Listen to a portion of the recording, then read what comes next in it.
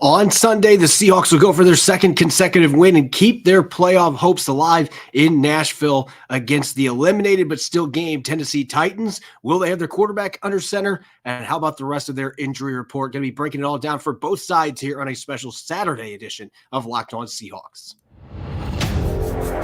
You are Locked On Seahawks, your daily Seattle Seahawks podcast. Part of the Locked On Podcast Network. Your team every day.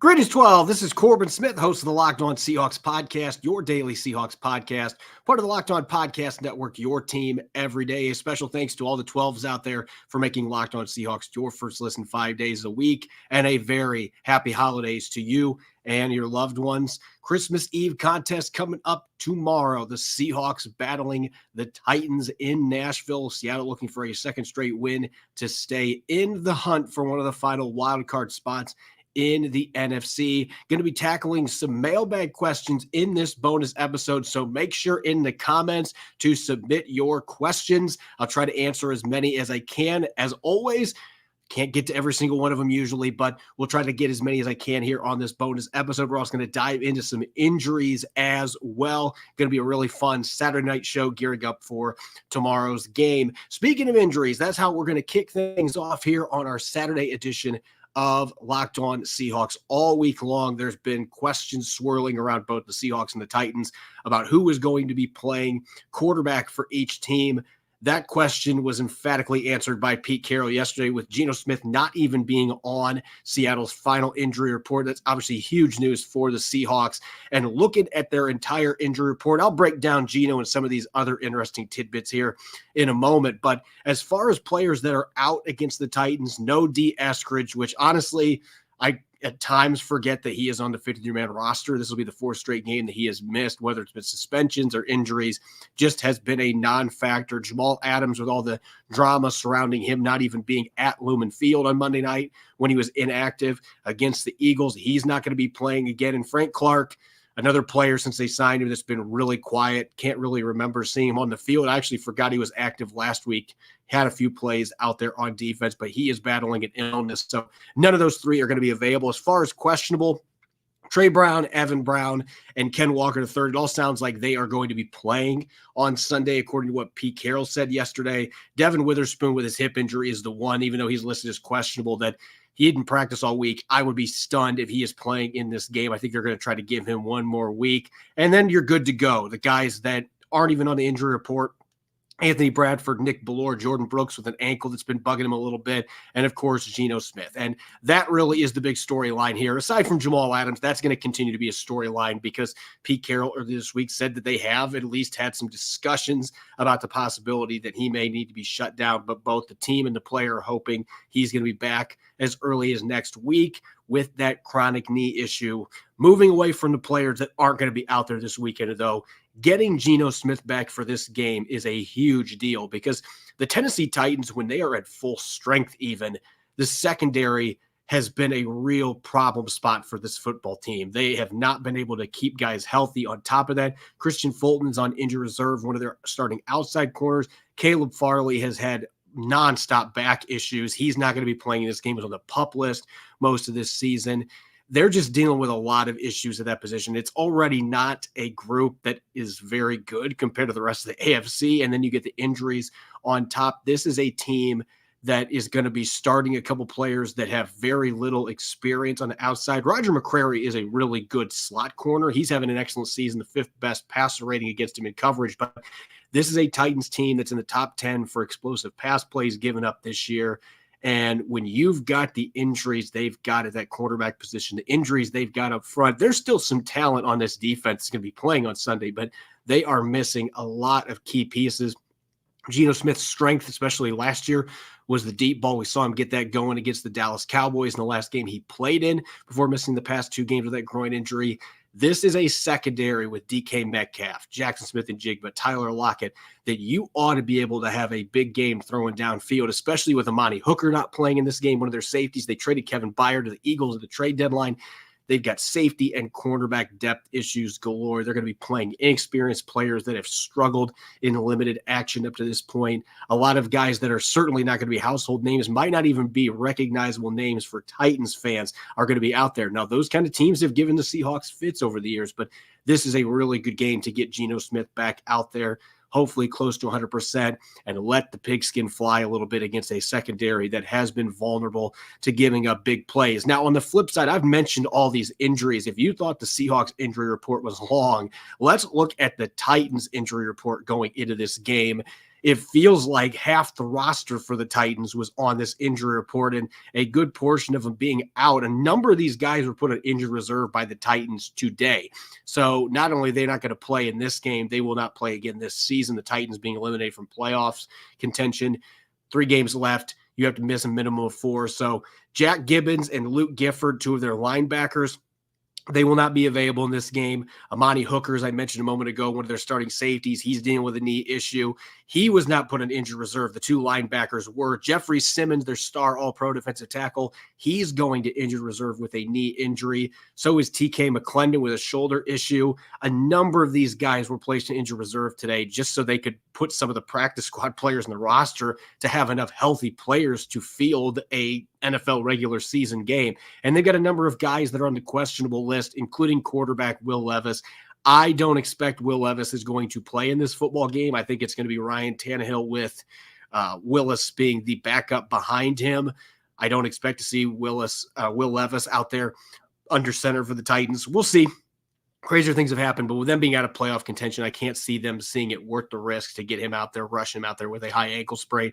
Listing him as questionable seems like gamesmanship to me, but there's a number of players on here on the questionable list. You got a couple offensive linemen, Daniel Brunskill, Aaron Brewer, their starting center, that are dealing with ankle injuries. So this team has been flat out ravaged by injuries this season, and that's the reason that one of the reasons that they right now are eliminated from the playoff race. They've had a ton of injuries on the offensive line, on defense at all 3 levels. Their linebacking group, they're going to be playing at least one linebacker in this game that has not played a single snap this year and doesn't have much NFL experience. So Seattle is going to have a number of spots that they can try to pick on players here, with a corner making his first start, at least one linebacker making his first career start, 3 defensive tackles that have played 1 game apiece for this team with all the injuries and roster moves they've made there. So again, you got to go out and you got to get the job done. This is a game on paper the Seahawks should be able to win, but the Titans are well coached. They're not going to be giving in the guys that are going out there. This is an opportunity for them to put some good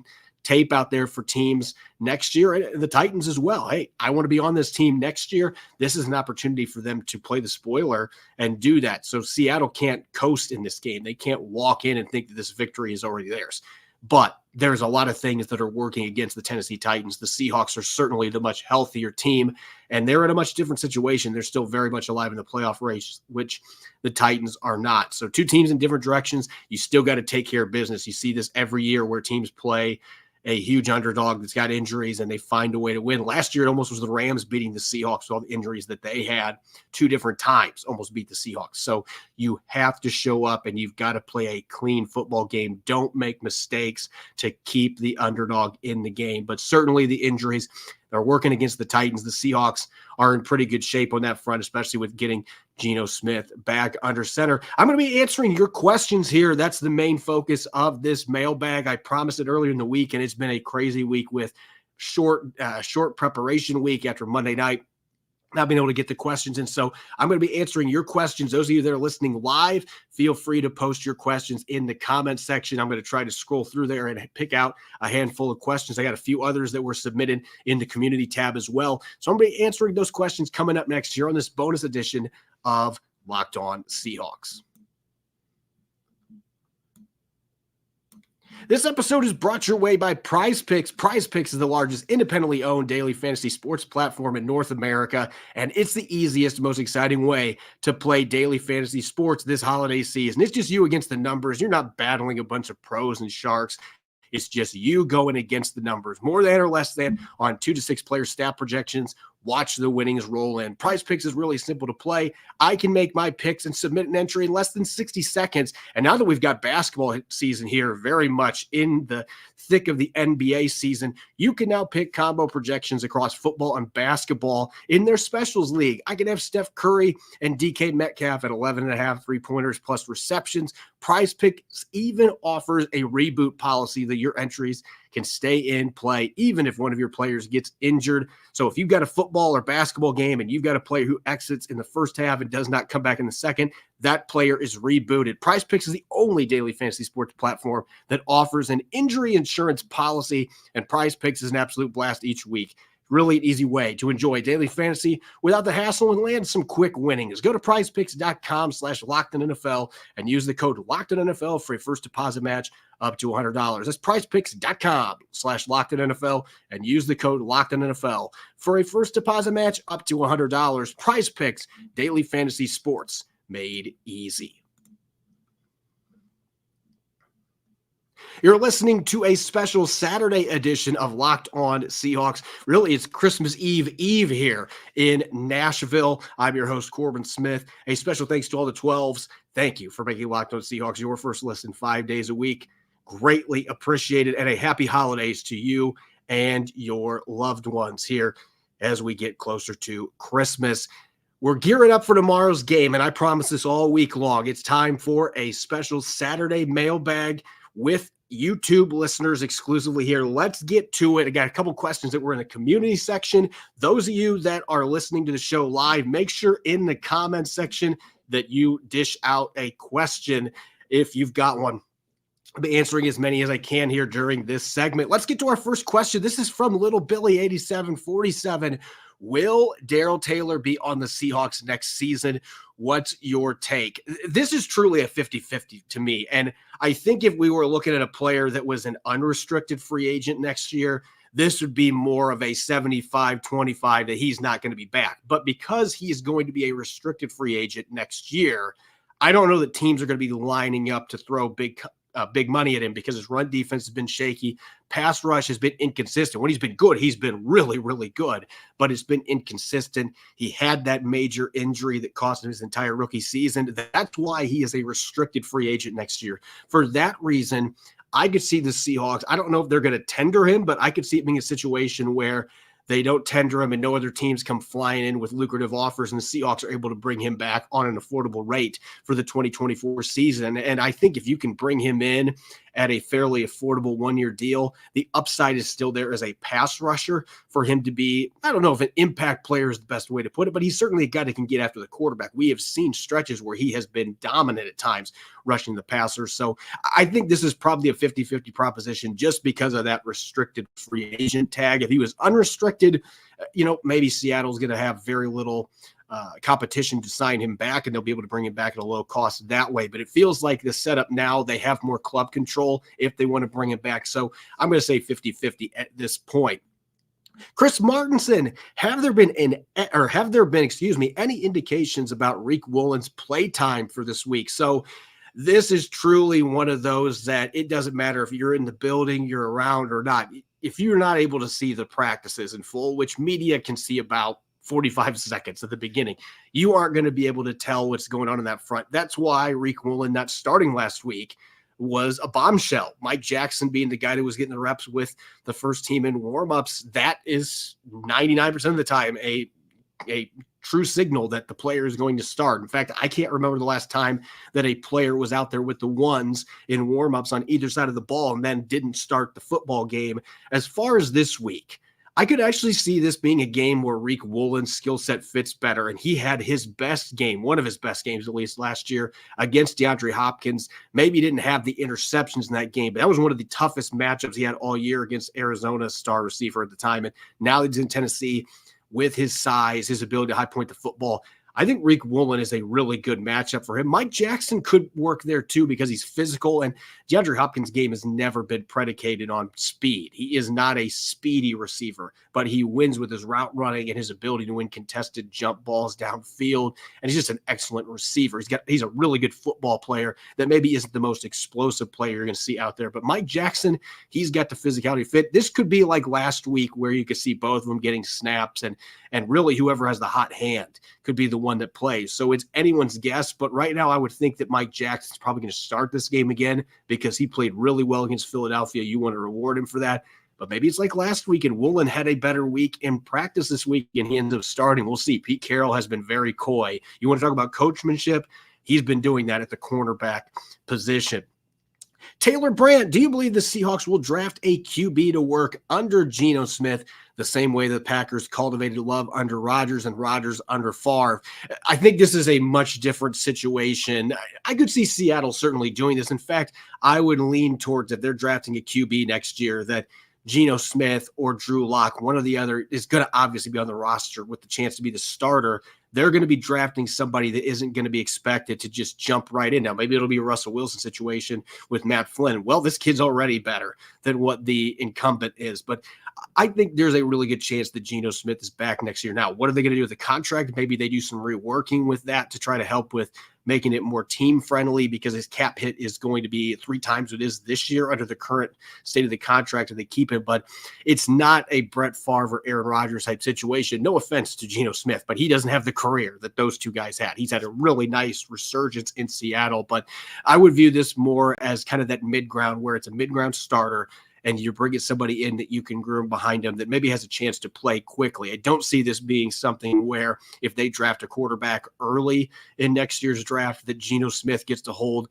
the fort for the next 3 or 4 years, and then they bring that rookie in like we've seen with Jordan Love in Green Bay. I don't see it being that type of situation, but I think there's a strong possibility they're going to draft one. Now looking at our questions on YouTube in the comments section, and I got to give some credit here. This is going to be a fun one here from Hawkstar. What are you getting me for Christmas? Well, I'm giving all of you guys an extra episode of Locked On Seahawks. I mean, this is a bonus Saturday night show the night before Christmas Eve. I mean, what more could you ask for? I'm taking my time here at the hotel to give you guys extra content. I'm really excited about the game. That's one of the reasons I'm doing it as well. Really fired up to talk about this matchup tomorrow and the injury report and all that good stuff. But yeah, that's my present to all of you. And you guys listening in, that is a nice present back to me. I greatly appreciate all of you guys being willing to listen in here on Saturday night before Christmas Eve.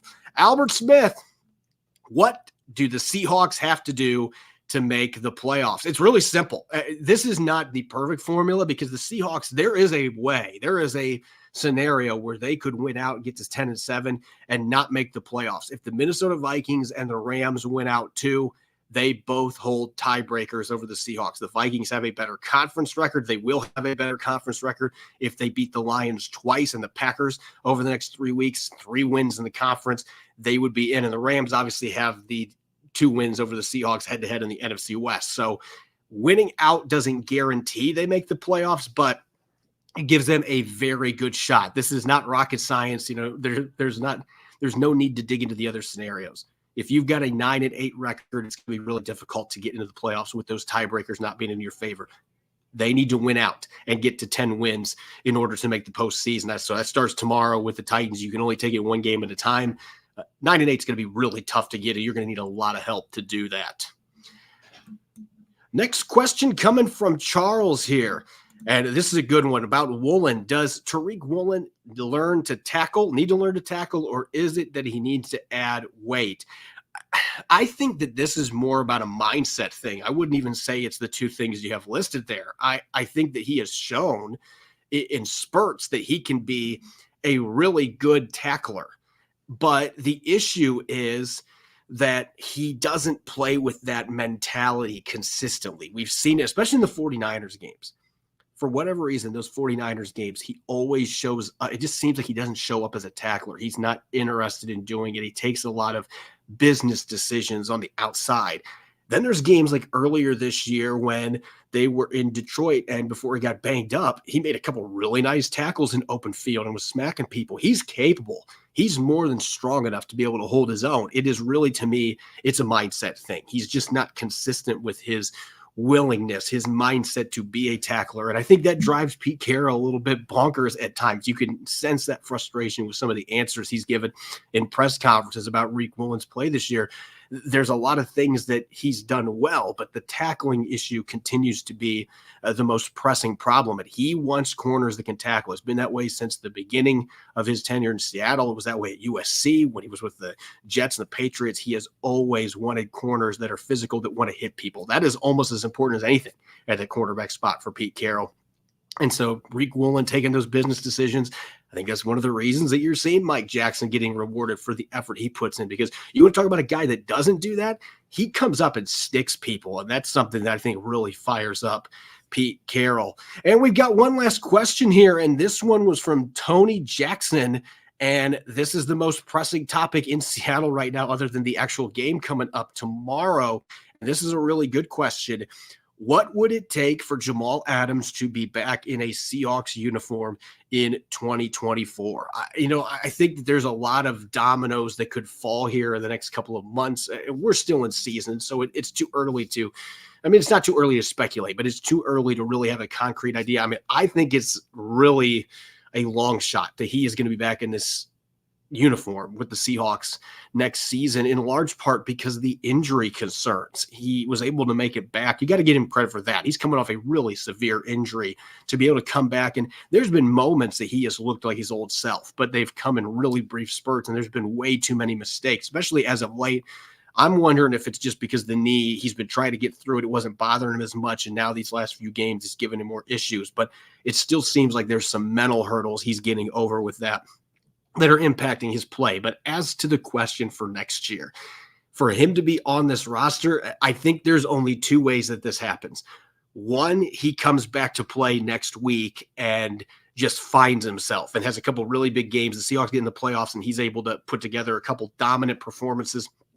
Look like the player that he was before his latest injury. If the Seahawks could see that for more than 2 or 3 games and the Seahawks went on a deep playoff run in part because of him, then it would be easier for them to say, you know what, we're willing to pay him what we agreed to pay him next year, because now we're seeing that dominant player come back. The other way would be if the two sides can agree on a restructured contract, rip up the one they've got. I don't think Jamal Adams is going to be willing to do that, especially with all the money that is on the table. And the Seahawks don't have leverage here. They are going to have a huge cap hit if they move on from Jamal Adams. But sometimes you got to do what you got to do. So I think it's unlikely that happens. So ultimately, of those two things, I think the better chance is Jamal Adams coming back and playing well and maybe changing Seattle's tune a little bit. But that price tag is going to make it difficult right now for him to play back in the Graces. I think right now it's a long shot. He is in a Seahawks uniform next year. I'd like to see him play the way that we've seen him play in the past and play to the level the Seahawks thought they were getting when they traded for him from the Jets. But there's just a lot of things going on. I don't know that player can come back with all the injuries that he's had and the fact he's now getting closer to 30 years of age. The stuff that's happened off the field, the frustrations, we'll see. I would like to see a bounce back, him to play the rest of the season and be able to do something. But right now, it's a long shot. And he just, quite frankly, hasn't played well enough. It's not rocket science. Julian Love has been the better player by a mile the last few weeks. So even if he's healthy enough to play, you've got to sit him down and say, hey, it's going to be sub packages. It's going to be when we need you in run defense or we're going to bring you into blitz. You're not going to play every snap. Julian Love needs to be the every down safety with Quandre Diggs for the rest of the season. They're battling for a playoff spot. They're not in the Titans spot where they're doing some extra evaluating for next season. There's still a lot to play for. So from that standpoint, we'll just have to wait and see. If the Seahawks feel like he's ready to go next week, he comes back and plays well for several games into the playoffs, then this discussion could change, obviously. But right now, things are not looking good at that front for number 33. As always, 12s, greatly appreciate each and every one of you for dishing out a question and listening into this bonus episode. You can follow me on X and Threads at Corbin Smith NFL. It is the same exact tag. I'm using both of them right now. Still using Threads a bit more, but I'm using both platforms, so make sure that you follow me there. Subscribe and follow Locked On Seahawks on YouTube or wherever you listen to your podcast to make sure you don't miss a single episode. Coming up tomorrow, we're going to have our usual post-game show a few hours after the final play at Nissan Stadium. Win or lose, hopefully we'll be covering a Seahawks victory. Make sure you're listening in and enjoy the rest of your Saturday night. Go Hawks.